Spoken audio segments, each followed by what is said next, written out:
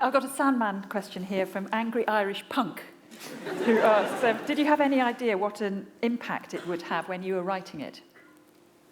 When I started Sandman, I had one goal, and one goal only, which was to last my year. Because in the days of those far back days of about 1987, I think, I signed the contract for Sandman. Back then, when DC Comics would do a new comic, it was a point of honor for them to do 12 issues.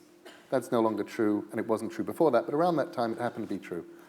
And so I really wanted to be just successful enough that they would allow me to do my year.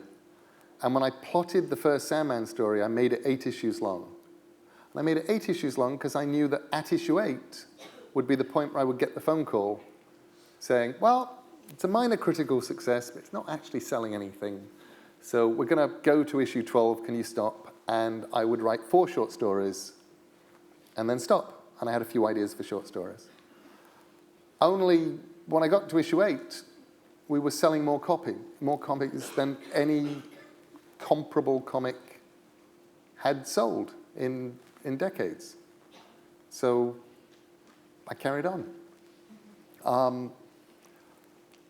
It never felt at the time, I loved what I was doing, but it never felt like I was doing anything particularly earth-shattering because I didn't really see it changing things. What I think I'd failed to notice was that the people who would read it and change things and do stuff were still reading it. It wasn't like, a lot of them were still at school or still at university or whatever, and they were going to come along later. But no, it's one of those wonderful things to have done in retrospect. I think if I'd thought it was big and clever and important while it was going on, I probably wouldn't have been anywhere near as good. And I certainly wouldn't have written it as fast or as comfortably. I'm currently driving my poor editors in America absolutely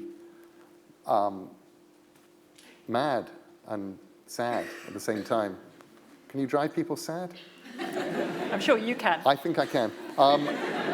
By just being incredibly slow on this Sandman story that I'm doing for the 25th anniversary. And one of the reasons why it's incredibly slow is I will write a scene, and while I'm writing, I'm picturing the 30 million people who have read Sandman over the years, looking over my shoulders, going, so what, we waited 16 years for that? And then I go, oh, and I